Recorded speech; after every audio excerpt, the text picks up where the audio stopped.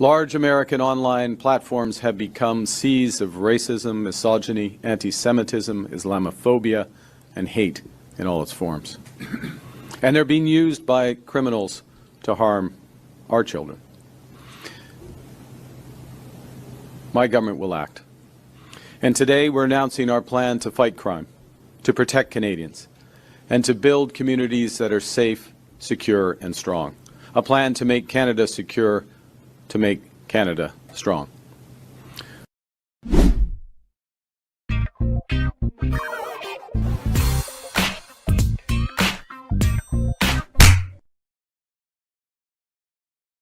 can't handle the truth.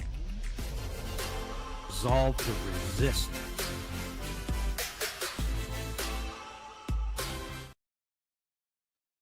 Welcome back to another episode of Stand on Guard. I'm your host, David Krayden. Thanks for joining me on this Canada Day. And the question today, of course, is, should we be celebrating Canada Day? And that's, I think, we have an answer for you. But I want to talk about what Canada has become in my lifetime and in a lot of yours. And excuse the bump myself here yesterday. But anyway, we'll be back momentarily. The Prime Minister lied and his minions continue to lie.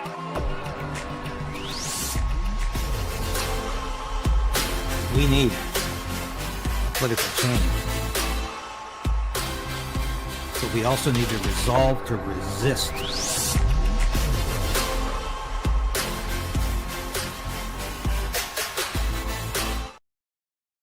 Yes, please like the station, share it with your friends and family. Do it now if you can, please. It really helps beat the algorithm.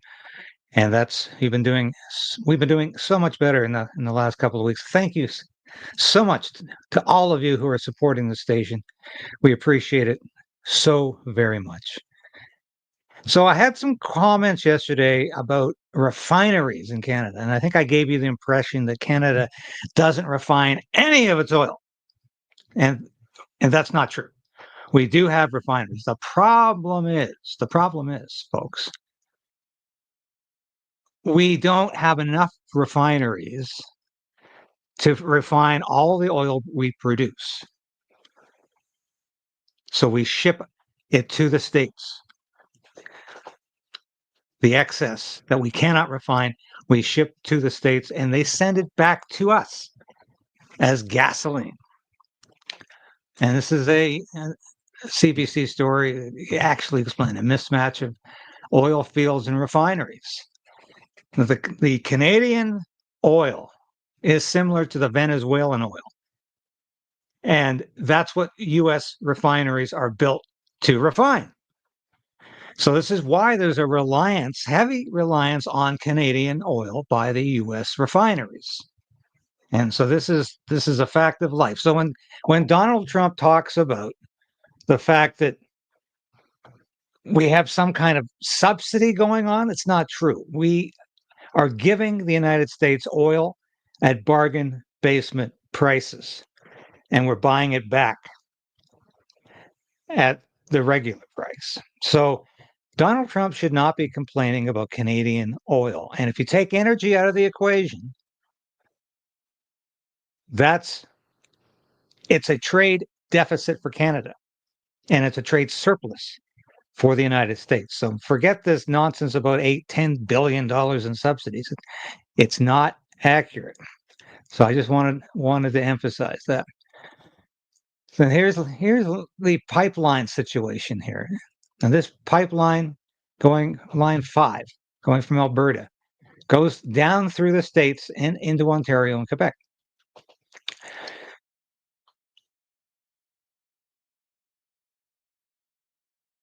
And compare that to the United States pipelines. You've got a lot more going on here. Going from basically New York to California. Institute for Energy Research, U.S. refineries with a capacity of 18.4 million barrels per day play a significant role in international trade, importing crude oil from Canada and Mexico while exporting high-value refined goods to regions such as Asia, Africa, Europe, and the Americas. Overall, the industry generates over $688 billion in annual economic activity and supports nearly 3 million jobs. So that's probably more information than you need to know, but this is all to say that I gave you the impression yesterday that we're not refining any oil. We are. We're just not refining enough. So that's the situation. It's not like there's no refineries in Canada. And I wanted to clarify that today. The USA refines significantly more Canadian crude oil than Canada does. In 2023, Canada exported approximately 4 million barrels per day of crude oil, with nearly all of it, about 98%, going to US refineries. So we cannot handle the oil we're producing in Canada.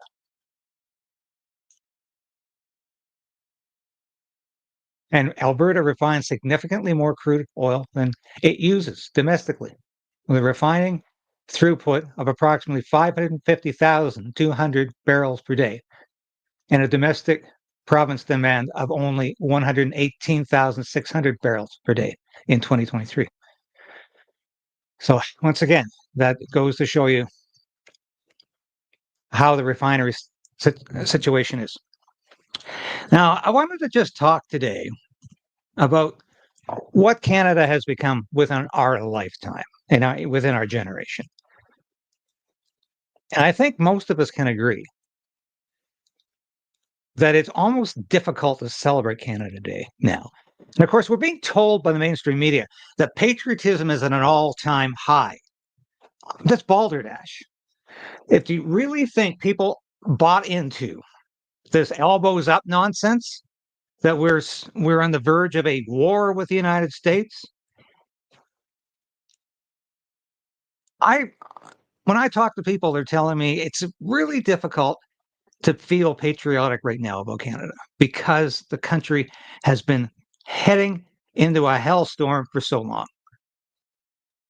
In fact, a friend told me just yesterday that I don't think I can celebrate Canada Day like I used to because the country has become so communistic. Yeah, that's exactly it. So let's have a look at as bad as it ever got in Canada. After discussing with Cabinet and caucus, after consultation with premiers from all provinces and territories, after speaking with opposition leaders, the federal government has invoked the Emergencies Act to supplement provincial and territorial capacity to address the blockades and occupations. I want to be very clear. The scope of these measures will be time-limited, geographically targeted, as well as reasonable and proportionate to the threats they are meant to address. The Emergencies Act will be used to strengthen and support law enforcement agencies at all levels across the country. This is about keeping Canadians safe, protecting people's jobs, and restoring confidence in our institutions. These tools include strengthening their ability to impose fines or imprisonment. The government will designate, secure, and protect places and infrastructure that are critical to our economy and people's jobs, including border crossings and airports. We cannot and will not allow illegal and dangerous activities to continue. The Emergencies Act will also allow the government to make sure essential services are rendered, for example, in order to tow vehicles blocking roads. Now, I'm sure we don't want to hear any more of Justin Trudeau rambling on about the Emergencies Act. But you notice there, you've got Chrystia Freeland behind them. She was finance minister and deputy prime minister at the time. She's got the mask on. They're all masked up, even though it was basically pointless. And of course, I used to laugh at people riding their bikes with a mask on, and you're thinking, what is the point of that?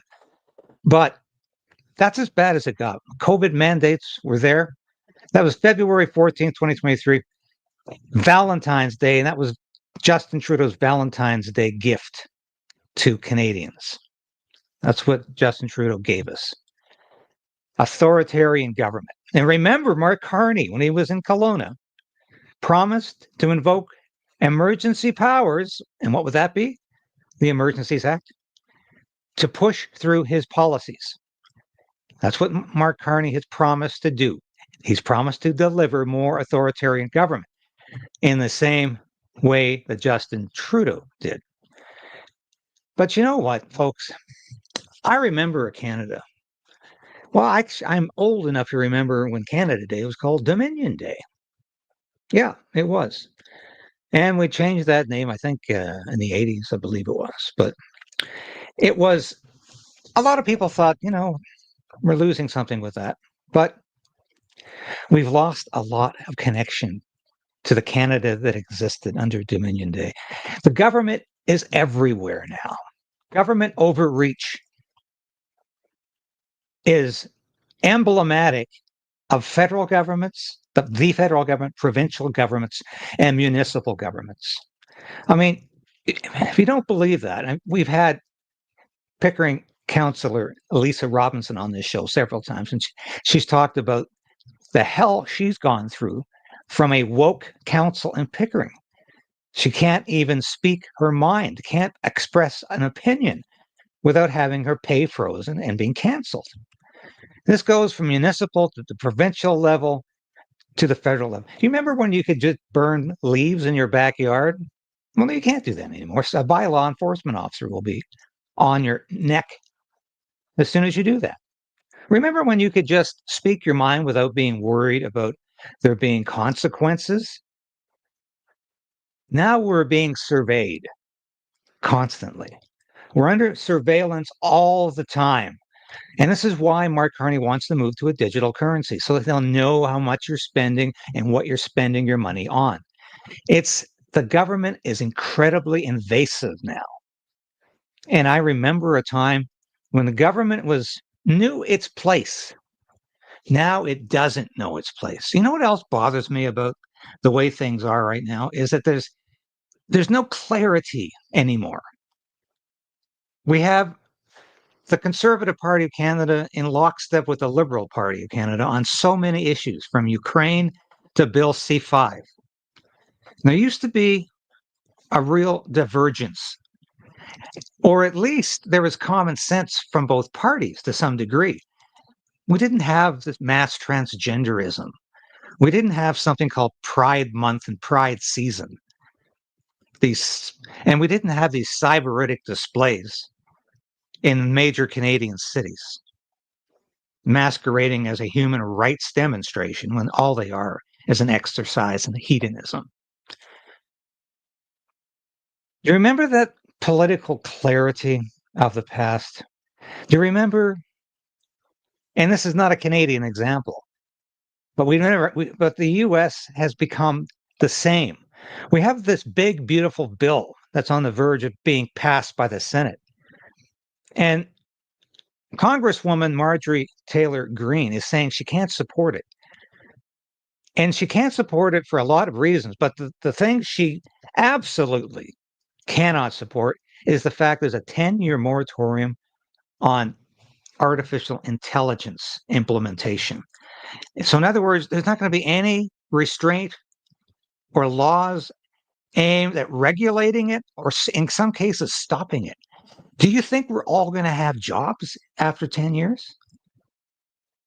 I mean, look what I'm doing now. Can I be replaced?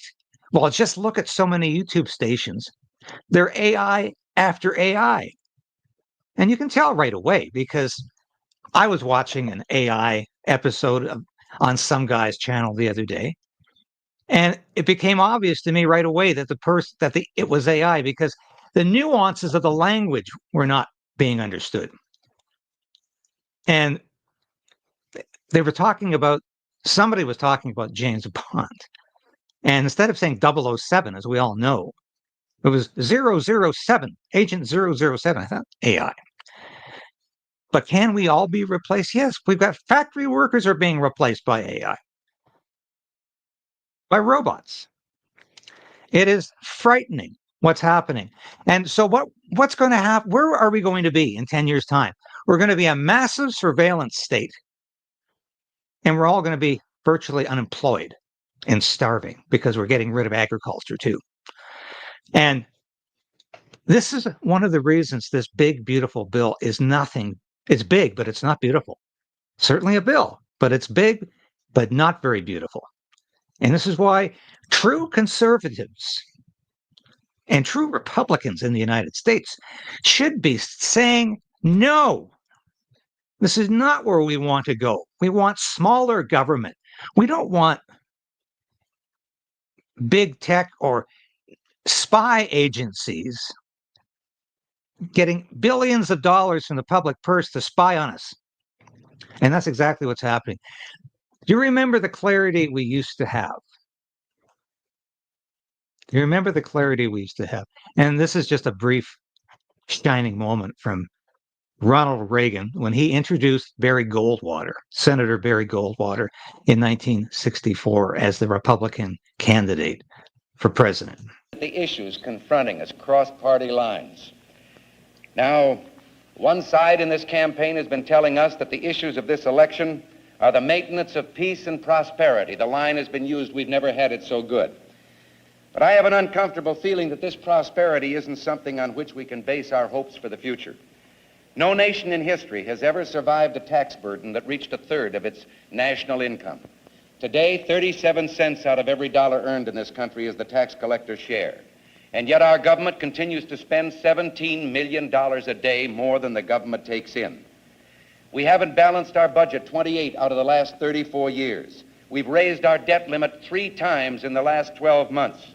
And now our national debt is 1.5 times bigger than all the combined debts of all the nations of the world. We have $15 billion in gold in our treasury. We don't own an ounce. Foreign dollar claims are $27.3 billion. And we've just had announced that the dollar of 1939 will now purchase 45 cents in its total value. The dollar from 1939 will now purchase 5 cents. National debt in the United States into the $35 trillion, and another trillion being added every 6 months. That's the reality of the United States today.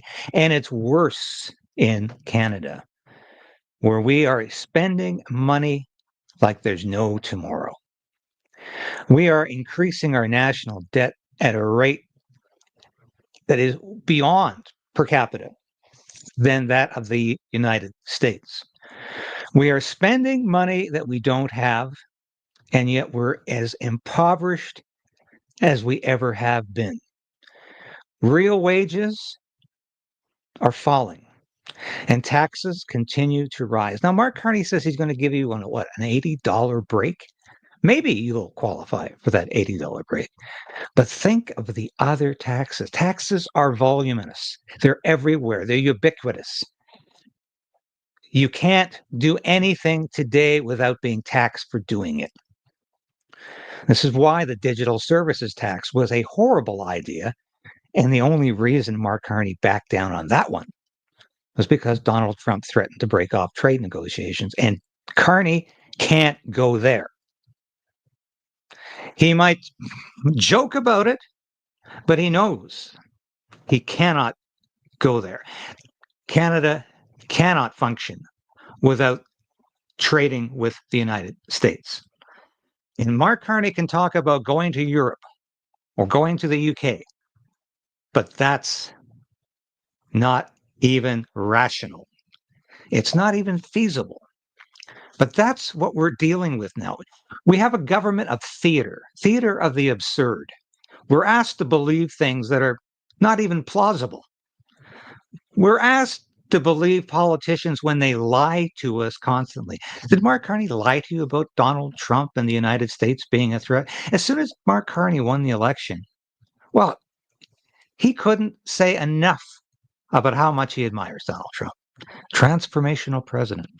It was just orchestra of sycophantic phrases. And that's what Mark Carney is all about. He's the guy who tries to convince you he wants to be fiscally conservative. He wants to be fiscally responsible. But what he really wants is to control the economy. That's what Bill C-5 is all about. Corporate cronyism and Carneyism.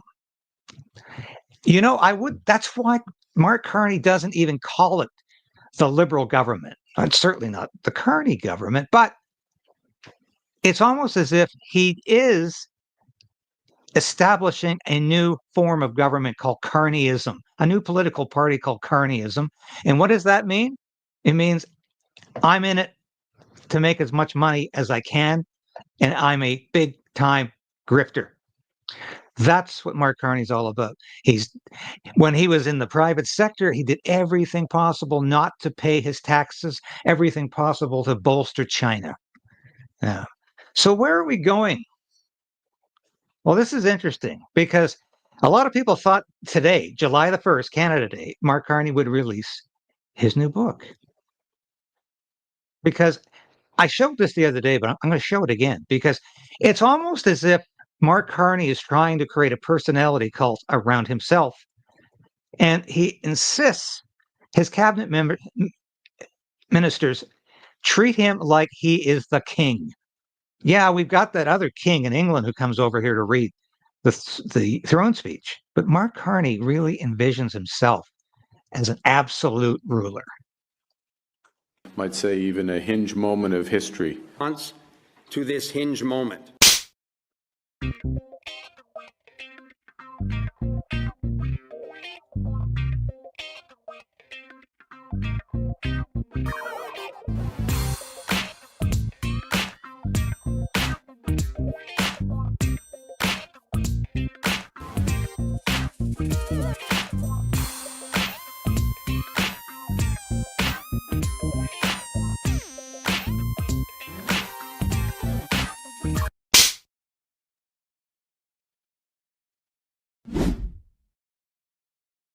Can't handle the truth.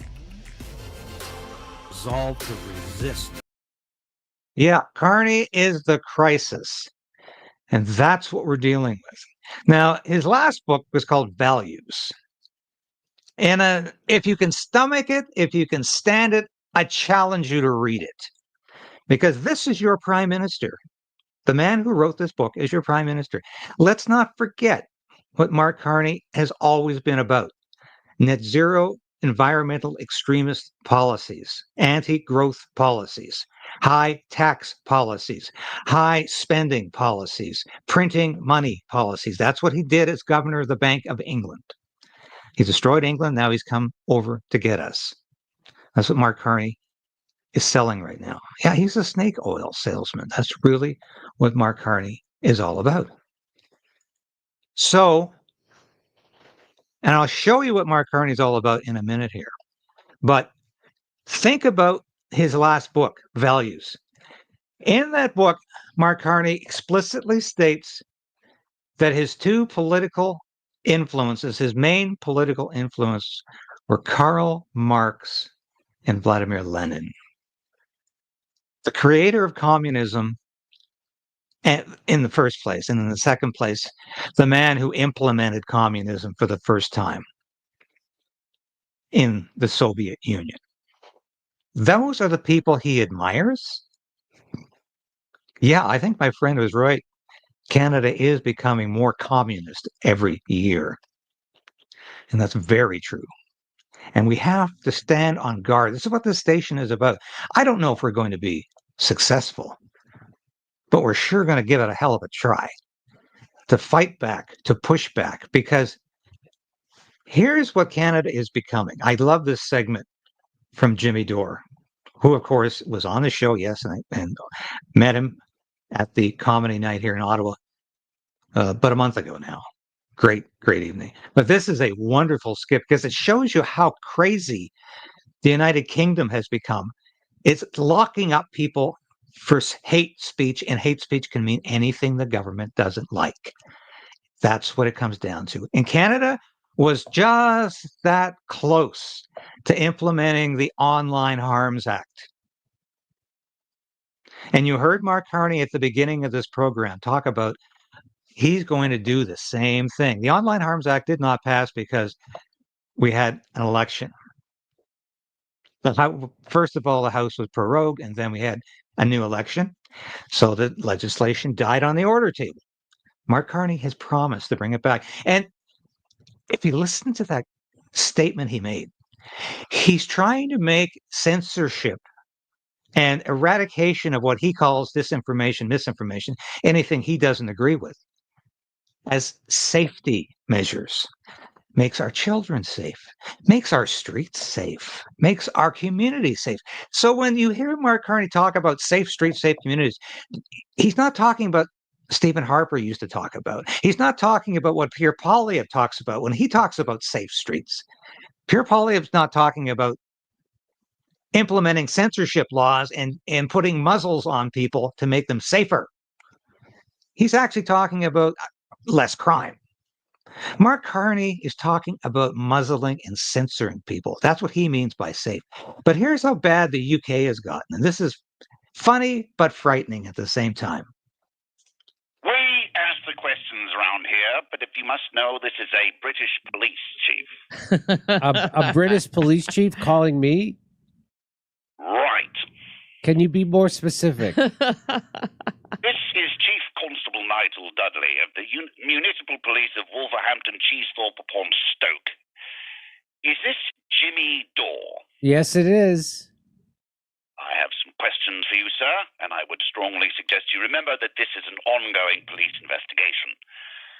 Several days ago, did you or did you not repost, formerly retweet, a post, formerly tweet, dated August 9th of this year from an X account called The Vigilant Fox, stating that 3,300 people have been arrested for social media posts in the UK in the past year, and implying that Russia has a more free society than the UK? I did. Yes, I did.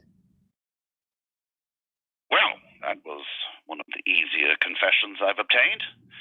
Mr. Dore, you in violation of several counts of the UK social media code, and we need you to report to station immediately for arrest. Your police station in England? I live in Los Angeles. I do believe they still have airplanes, last I checked. I think the more important point is that I'm an American and not a Brit. Sir, if you think you can sit across the pond and violate our laws and get away with it, you are gravely mistaken. In case you didn't realize, our nation and yours have an extradition treaty. So the posting of misleading information will have real consequences for you Americans. This can't be for real. You must be joking. You're jailing people for posting misleading information about the riots in the UK? Oh, yes, with stiff sentences too, I might add. Right.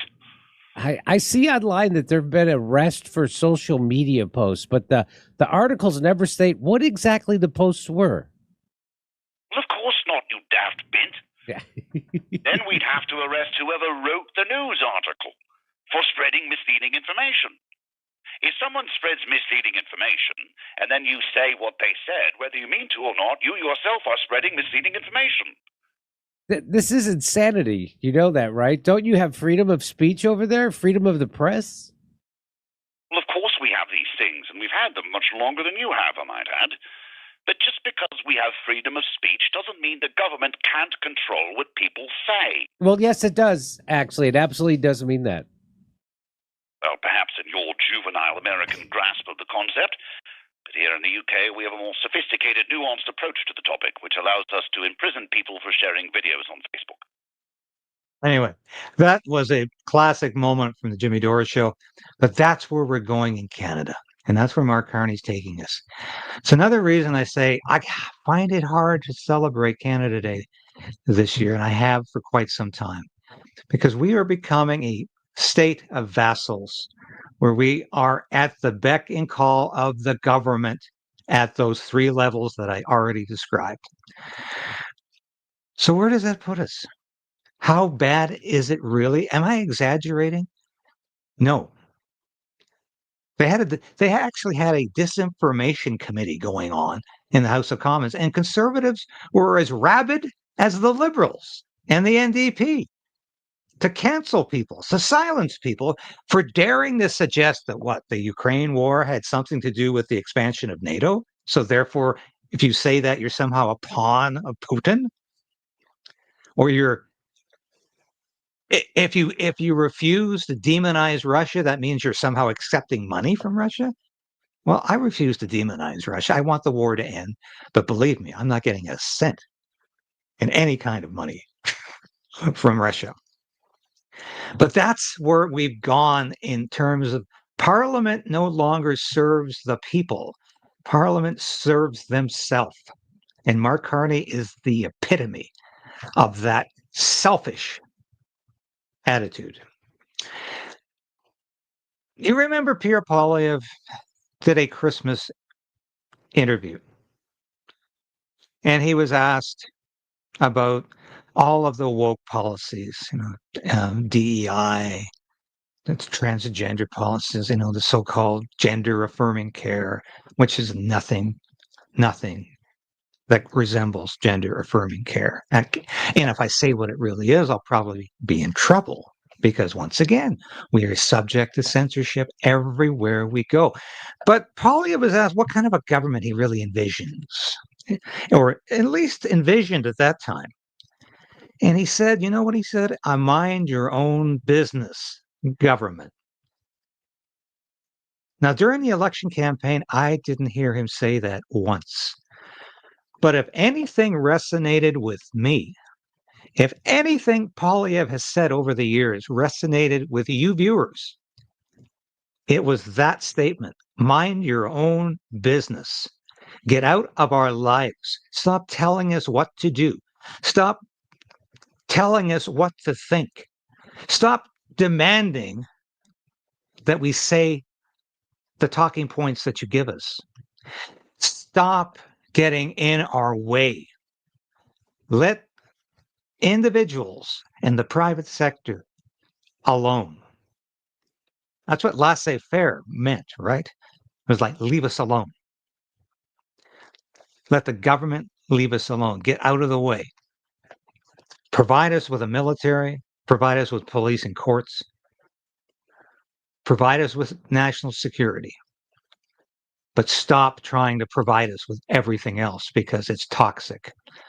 But I go back to my premise. This is not the Canada I was born and raised in, where we had a real sense of freedom in this country. And we knew that the cops weren't going to come to your door because of something you said, because of a belief you hold. We knew the government knew its place, and that the police were not going to be used as political police. And that's what they increasingly are being used for. What is Mark Carney all about? Well, he's not the man he's masquerading right now as. There's at least three Mark Carneys. There's the Mark Carney you're seeing now. There's the Mark Carney you saw during the election campaign. And there's the Mark Carney that precedes all of that. And that's the Mark Carney right here. Let's have a listen to this. There are a series of moratoriums on the sale of new internal combustion engine vehicles. In some cases 2030, in other cases 2035.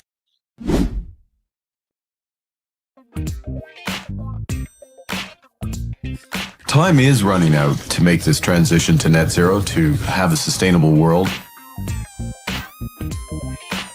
We need to transition the energy system on the scale of the Industrial Revolution at the speed of the digital transformation. In order to do that, we're going to need a fundamental transformation, really a revolution in the financial system. And I'd say that revolution started really in earnest with COP26 2 years ago. Only $5 trillion in the financial system was explicitly committed to net zero. That number grew to $130 trillion. That's 40% of global financial assets.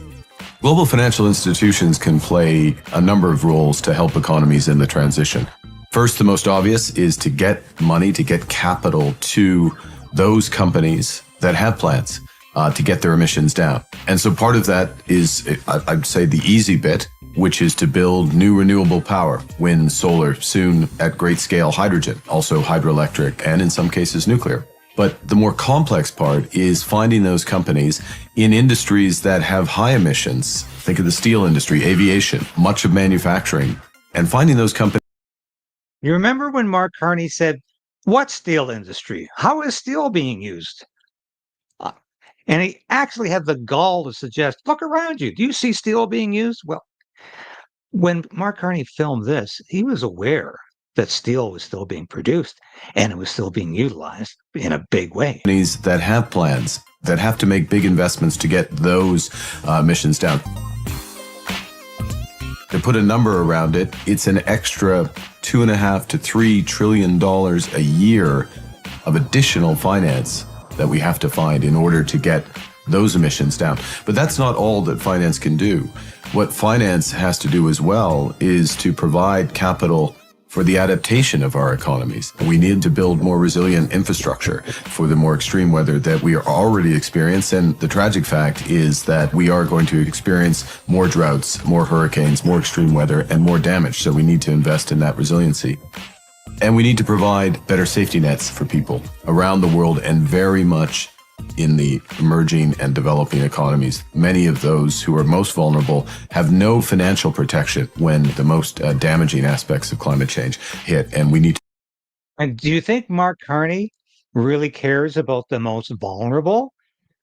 Brookfield Asset Management, the company he was the chairman of, did everything possible to make life miserable for those poor, disadvantaged people in the third world. It was all about the almighty dollar for Mark Carney. The bottom line is all Mark Carney cared about. So this is a man who's not just two-faced. He's almost schizophrenic. To do a much better job of providing that support, that coverage to help literally protect people. The most effective policies for accelerating emissions reductions are those policies that are very clear and provide certainty and incentives for businesses and for financial institutions to act. In Canada, there's a carbon price, and it is legislated. At the end of this decade, that carbon price is $170 per ton. The carbon price today in Canada is $50 a ton. But financial institutions and businesses know that if they take action today, they're saving that cost, because that's the decisive point. Oh, you're saving that cost. So in other words, you're going to put your hand in my pocket, but if I give you some money right now, you'll be taking less money from me in 5 years' time. That's the perverted reasoning here. We're being taxed for something that is negligible. We're being taxed for politics. This serves no actual purpose except to make you feel poorer. Because as I've said many times, the government taxes you today not because it needs your money, because it just prints money. It taxes you as a punitive measure to punish you and to make you feel poor. Because Mark Carney's not feeling poor, but he's the guy in charge of the legislation making the taxation. So he says, I'm going to save you $80 this year. Mm-hmm. With the other hand, he's going to be taking $240. In Europe, there are a series of moratoriums on the sale of new internal combustion engine vehicles.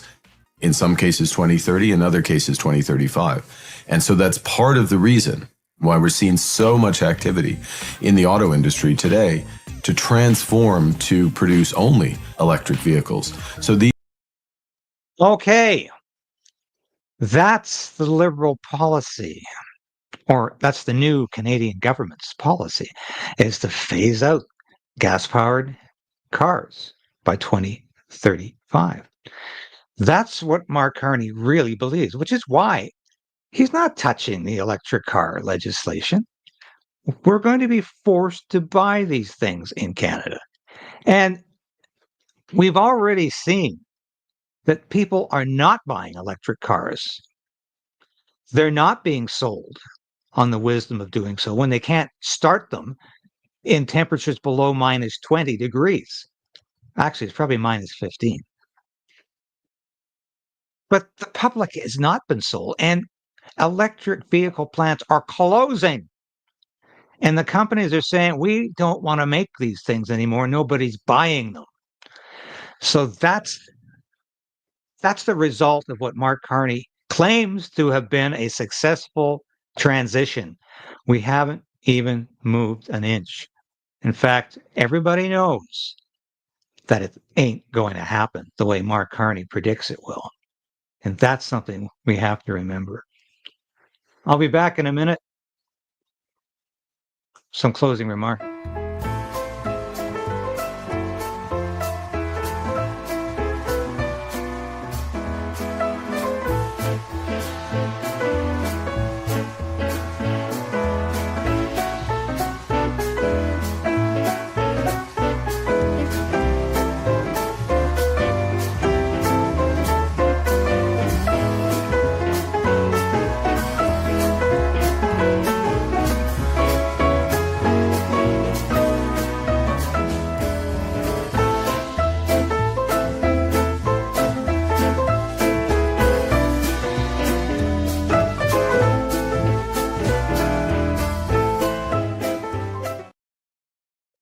Thank you for watching today. I wanted to leave you with this thought, though. On Canada Day, I'm celebrating freedom, and I'm fighting for freedom. I'm not celebrating what Justin Trudeau and Mark Carney have done to this country. I'm not celebrating how we have less freedom today. I'm not celebrating the censorship and the nonsense about disinformation and misinformation, the woke policies, the DEI, the constant pandering that this country has been pandering to identity politics. You know what I think? We all are Canadian and we're all equal under the law. No special status for anybody. No special rights for anybody. Identity politics is dividing this country.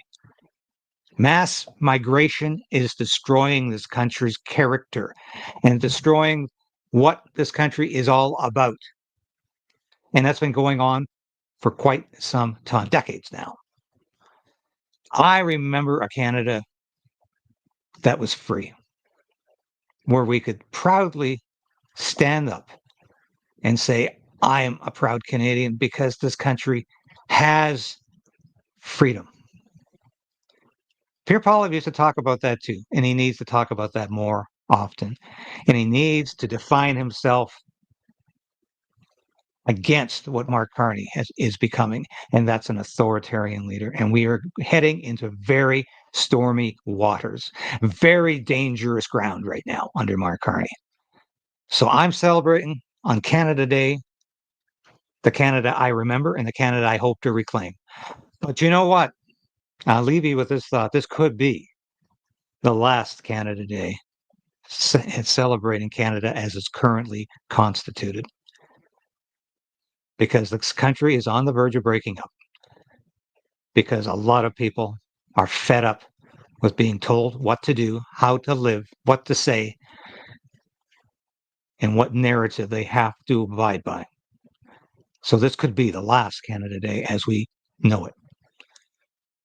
Is Canada worth fighting for? Probably. But I'm not sure there's enough of us left to continue that fight.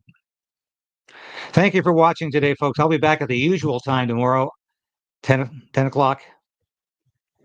And have a happy Freedom Day.